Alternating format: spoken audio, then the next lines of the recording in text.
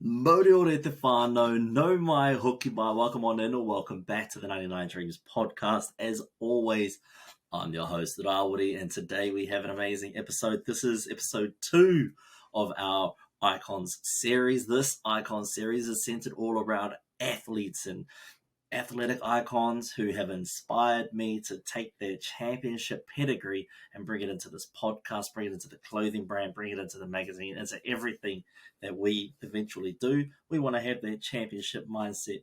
And what better way to embrace that championship mindset than to select and showcase my icons who are all champions. We've got Tom Brady with his 7 rings in the Super Bowl. We've got Michael Jordan on 6 rings. We've got Kobe on 5, Tim Duncan on 5. We've got Tiger Woods with 15 major championship victories in his professional career, second to only Jack Nicklaus, who holds the record with 18, and Venus and Serena Williams. Venus has won 49 singles titles, and Serena has won 73.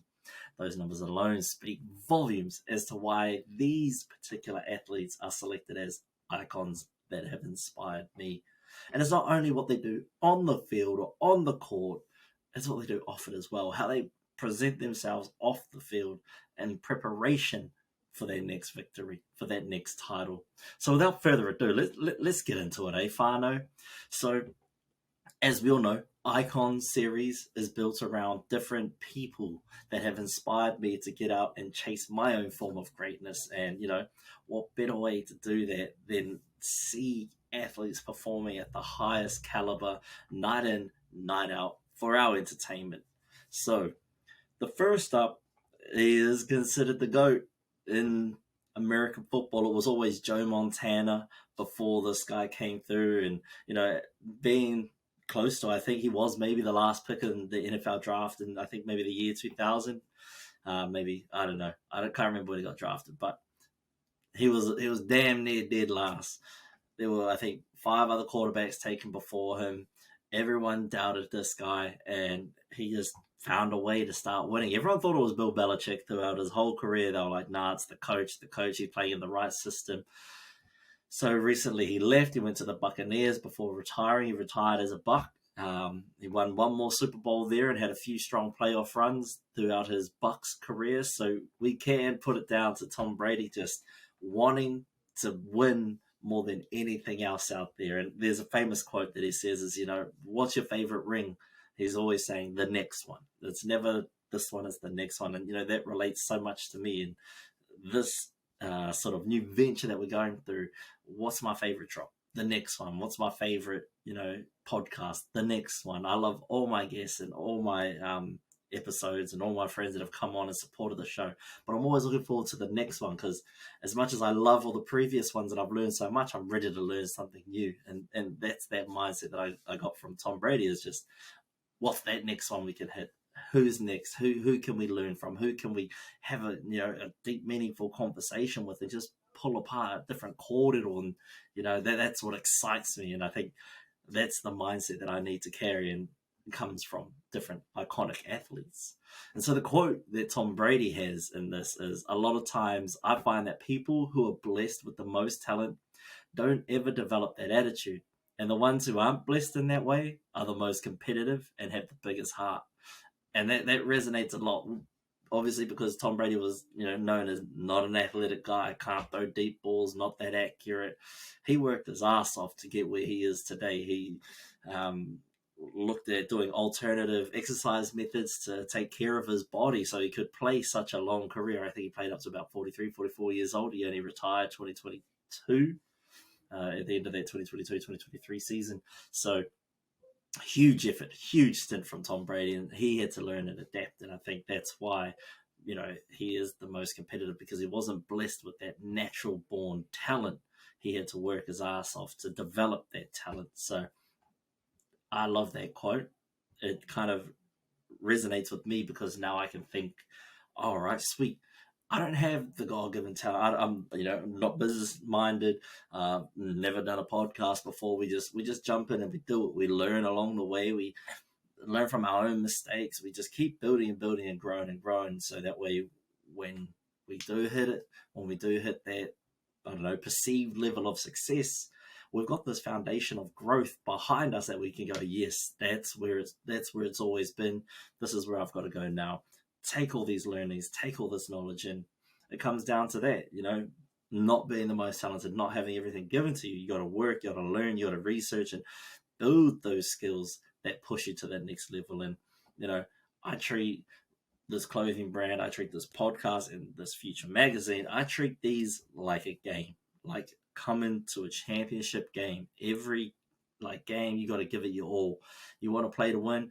I want to win. I want to win podcast award. I want to be Māori Host of the Year for the New Zealand Podcast Awards. I want to sell out clothing drops. I want to build the brand so that it's recognized internationally. We want this magazine to be successful.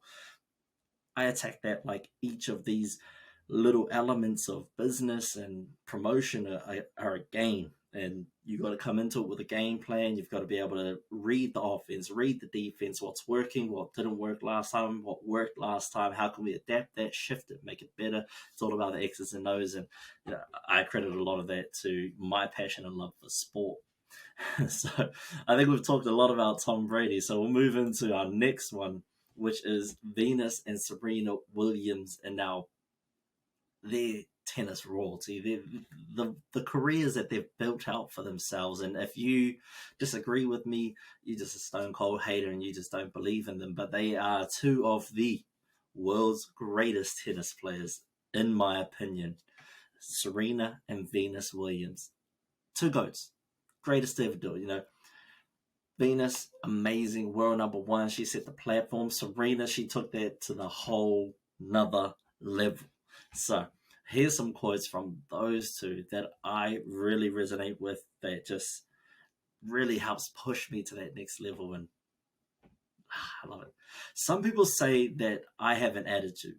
Maybe I do, but I think that you have to believe in yourself when no one else does. That makes you a winner right there. That's Venus's quote. And I love that, because people think that sometimes if you have an attitude, you're arrogant or you're uptight, you're all these negative things. But if you want something so bad, you got to have that attitude to want it, to win it, to make it happen. You're not going to get that by going, oh, I'm sorry, I didn't mean to. Man, I might hurt someone's feelings if I drop this particular color. What if someone doesn't like it? You're never going to get anything done if you keep thinking like that. So you just got to say, fuck it. Here we are. I'm doing this. I'm here. I'm here to win. I'm gonna win. This whole process is setting myself up to win. I mean, every time I drop an episode, I'm putting it out there. I'm setting myself up to win. It might not be the most successful episode. It might not get a million streams, but that's okay, because it's on to the next one. I'm putting my best effort out now, and I'm just gonna learn, adapt, move on, and just have that attitude like I'm here to win. I'm here to be the best in the game. I'm here to take this to the next level. I'm here to continue to provide valuable information for you listeners that continue to support me week in and week out, because I do it for you guys. You guys support me. I'm super thankful. So I want to try and continue to put out a product that best represents the brand as well as the listeners' views and opinions. I want to be able to support your guys' ideologies as much as you guys support me and mine. So if you ever feel like this whole brand is taking a shift from where you remember it to be, reach out, let us know. We'll just try and pull it back on track, because you never know. Sometimes that attitude can take you over the line, but you got to have a sense of that attitude to start winning. You got to have, a little ounce of it to want it enough to get out and get after it. Because if you don't want it enough, then you probably won't continue it when shit gets hard. Because I'm telling you now, shit gets hard real quick. So you just got to have that attitude to say, nah, fuck it, I'm here, I'm doing it. Sorry about the language, but I'm just passionate. If you want it, you got to have that attitude. That's what makes you a winner. Serena's quote that I love is, I don't like to lose at anything. Yet I've grown most not from victories, but setbacks. If winning is God's reward, then losing is how he teaches us. And that right there resonates so much with me, because I hate losing. The worst. Don't even play ball games with me. Don't play no games with me because I hate losing. If I'm going to lose, I'm going to cuss you out. I will win a battle of words if I'm losing the battle of wits. I don't care. I will run my mouth until you quit because, I hate losing. And the truth in that, though, is you learn so much from the losses. So I've done, jiu-jitsu. I've played basketball, played other sports. The biggest thing you learn is about your character, your mental toughness. How long can you take a beating and keep coming back? How long can you keep hacking up them threes before it starts to fall? How long are you going to let that guy blow by with the crossover and just keep driving left before you start to cut him off? You learn, you grow, you develop so that the next time you're in that situation, at least you know what to do. Same thing in the business world. With this, my first drop, didn't market it well. I didn't create that sense of fear of missing out. I didn't create that hype around it. But what I didn't want to do was create a viral brand that blows up for one drop, sells out, and then nothing. So you over-order in the next one and nothing. What I want to try and do is organically build. And I've learned that. Initially, I was like, yeah, please, viral, pump that out. But as I've grown and as I've learned, I want it to be a steady, authentic audience that doesn't just buy a shirt just because it looks dope as fuck. I want you to buy into the whānau. I want you to feel part of the 99 Dreams whānau when you purchase these products. It's not about the brand looking cool.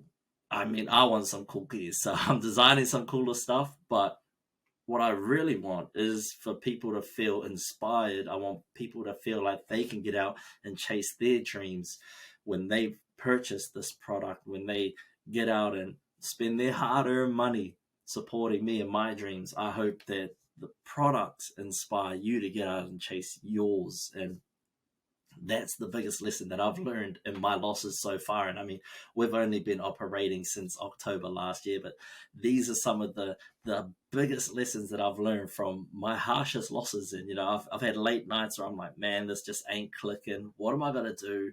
How can I make this work? And, it's quotes like these that resonate with me. And obviously you can tell that they lost. I'm sure they lost far less than they won. They won so many. Like I said in the intro, they had so many matches that they won, especially together. They are unstoppable duo. So knowing that they, find solace in the lessons they learned from losing, that's something right there, whānau, that we should take on board. So remember, attitude, having that right attitude, that self-belief in yourself, that you get out there, you get after it, and you make this shit happen. The second one is, yes, we love winning, but sometimes you just have to lose. And when you lose, you learn. You don't lose anything, you just learn. That's all it is. It's just a lesson. Like Serena said, if winning is God's reward, then losing is how he teaches us. And there's no better way to learn how to win than to continuously lose until you start winning. And I think that's what we're doing here. We're accumulating a few losses here at 99 Dreams, and when we hit that big win, whānau, we're all going to be riding that high. I know I will be, but I'm also going to bring you guys along for that journey. Next up, we've got Tiger Woods. Tiger Woods, all right. This man, wow. So he burst out on the scene, at that time, golf predominantly, white sport dominated by white males. This man comes out here, African American, Asian descent, and just sets the world ablaze. It was the most exciting thing in a sport that isn't known to be that exciting. Now, I'm sorry to all you golf lovers, but can you really tell me you're going to be sitting at the TV watching people try and, make a par 4 and they out here hitting like, 7 over? Come on now. You ain't going to be sitting there all day watching golf. But I guarantee you'll watch some basketball highlights. I guarantee you'll watch tennis if Serena in her prime was playing. And I damn sure guarantee you'll be watching the Super Bowl. Golf, on the other hand, not the most exciting sport to watch. To play, very frustrating. that game in itself teaches you a lot about your own patience and perseverance. But back to Tiger. What a legend. What an absolute. I don't even have the words for it. He is just phenomenal. And now his son coming through. It's amazing to see. Fano, if you don't know, go Google some highlights.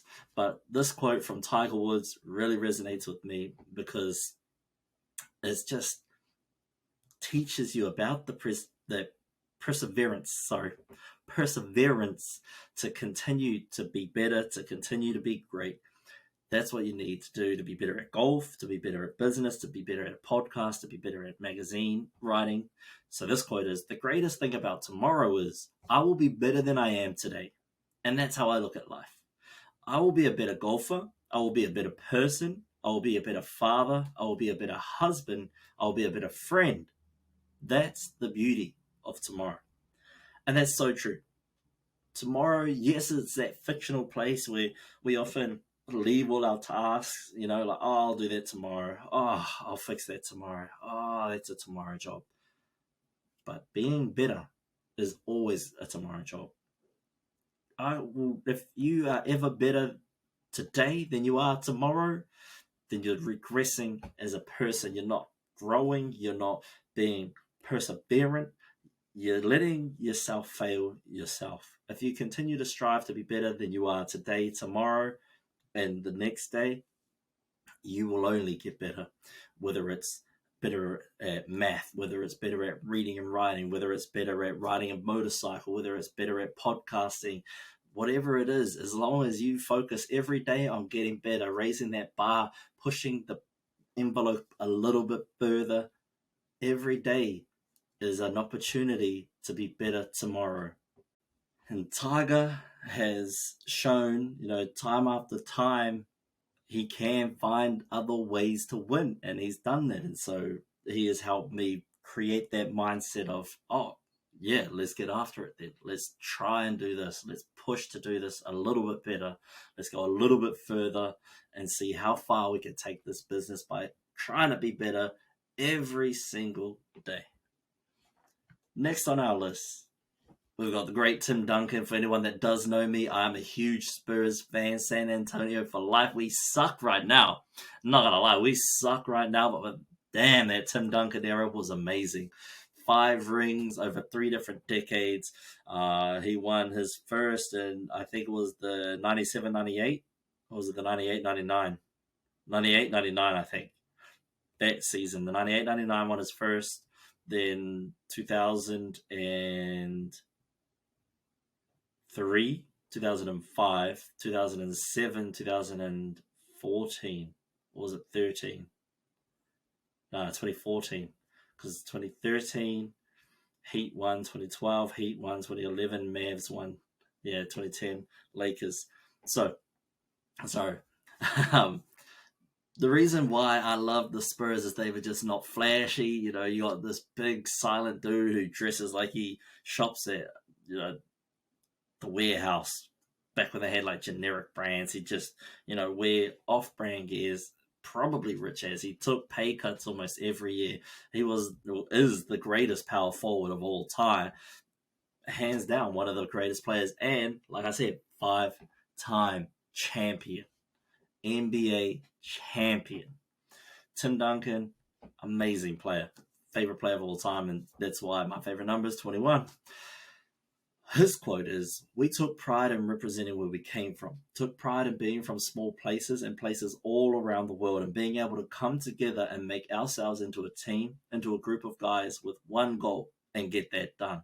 And that resonates with me because I'm from a small place. I'm from a small town. Like, our obviously whole country is pretty small, but when you think about in Aotearoa, Waitara isn't the biggest place in Aotearoa, let alone Taranaki. So I've always got that mindset. And what I'm always trying to do is find a group of like-minded people around the motu with that one goal of just being amazing, having that attitude to win, making sure that you show up and be better than you were yesterday, and use that hard work to create talent and skill, to have that drive, to want to succeed. That's why I love Tim Duncan, and that's why he's an icon. Because when you think about a great team, you got to look at that Spurs team. They just ball movement was beautiful, and that's what I want to try and create. Is as this thing grows bigger, and we start getting a team, you want their offense and defense to flow like butter. You want it to just be magical, and that's what I'm focusing on. Is from a team aspect, how can I build this team to be cohesive like the Spurs? And it's just about that, bringing them all together, creating one common goal, and that is to achieve absolute success in everything we do. Whether it's creating quality podcasts that add value to people, whether it's creating, memorable and inspiring clothing, whether it's creating amazing and telling amazing stories in our magazine and showcasing some of the awesome people that we all have around us. That's what this quote constantly reminds me of. Is just take pride in where you're from. Use that where you're from. You know, I'm always telling people Waitara, that's where I come from. Small place in Taranaki. We have so many amazing people here. So to come and meet other people who are proud of where they're from and highly determined to achieve absolute success in whatever realm they want to is my goal, is to just gel with these kind of people. And that's what you're supposed to do, is you're trying to surround yourself with like-minded people all set out to achieve a particular goal. Next up, we've got Kobe Bean Bryant, another five-time champion. He went on a three-peat, then a two-peat. He went on the three-peat throughout the 2000s. I think his first was 2000 to 2001, 2001 to 2002. Maybe his was the 99, 2000, 2000, 2001, 2001, 2002. Yeah, that was his first three-peat, and then his second was 2009 to 2010 and 2010 to 2011. Those years, because the NBA seasons overlap over years. That's why I say it like that.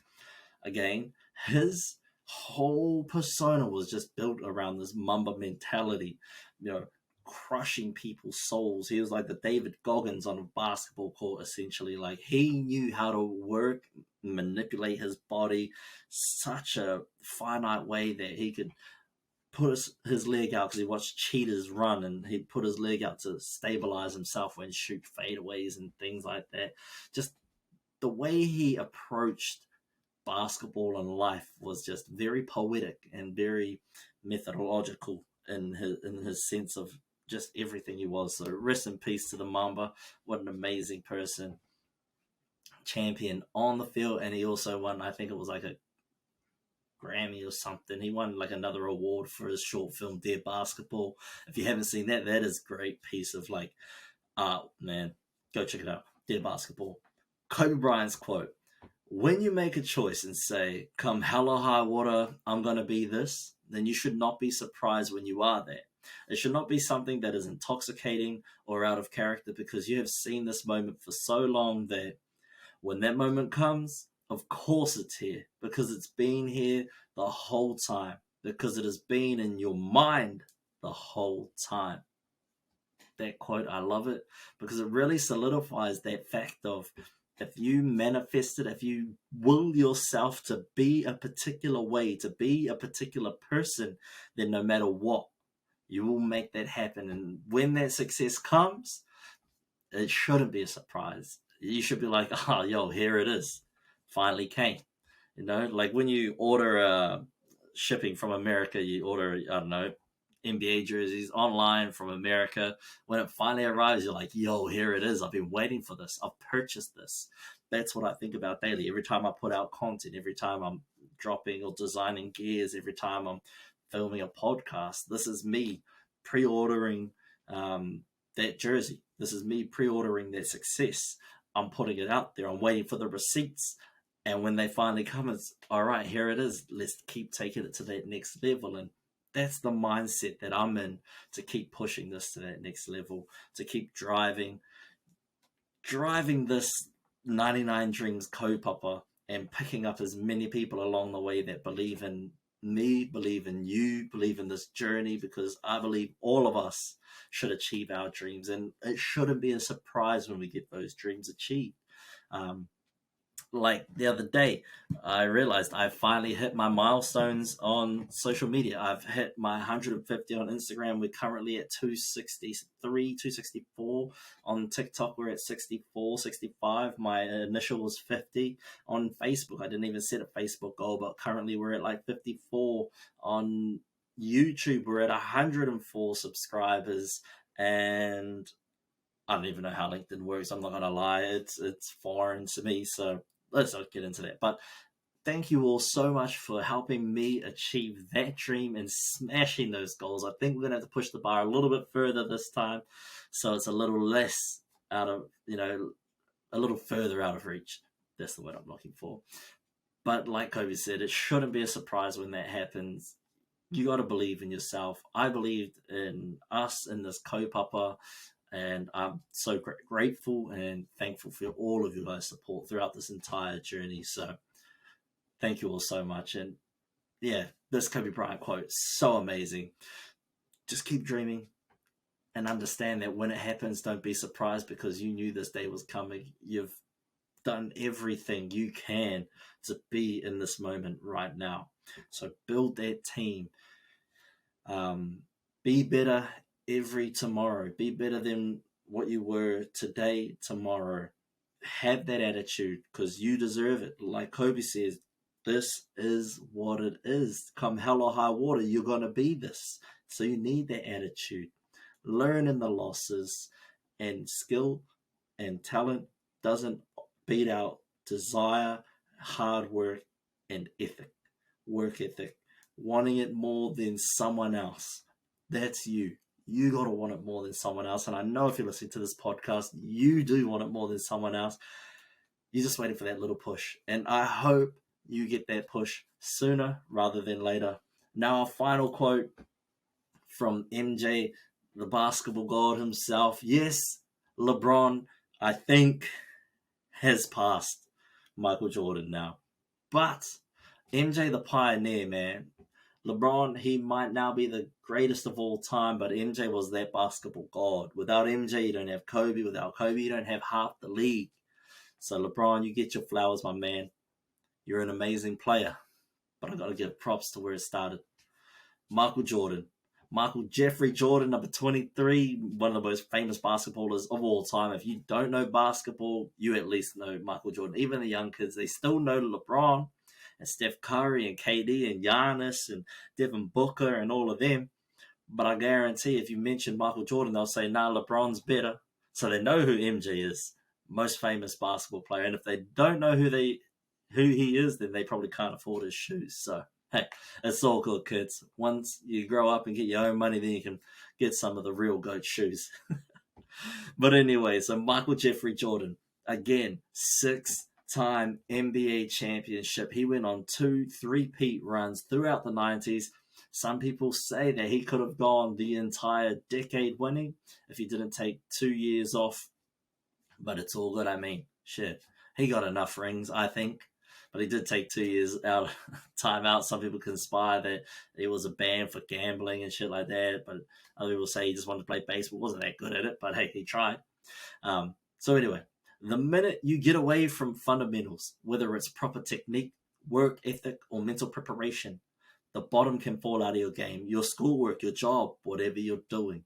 And this is the best way to wrap up those previous quotes, is because you got to keep doing the basics. It's the basics that get you there, whether it's showing up and just filming, turning the camera on, talking to yourself, putting a podcast out. That's all you got to do. Show up, do the fundamentals, and do it consistently. That's how you build success in whatever you're doing. Consistent, hard work. No one says success is easy, and if it was, everyone would be successful. It takes a lot of hard work and a bit of luck. That's all it is, whānau, and I hope this podcast has been informative and helpful. I know it's all over the place. That's how my brain works sometimes. But hey, if you want to drop your icons down below, whether they're athletic icons, I think up next we've got some fashion icons. or if you even want to go back and listen to a podcast, the episode before this, which is Entrepreneurial Icons, where you talk to us about some of your business icons, let us know down in the comments below. Head over to our social media, Instagram, Facebook, TikTok, YouTube. It's all under 99 Dreams NZ. Interact with us there. Whānau, that's it. This has been Icons episode 2. Thank you all so much for listening.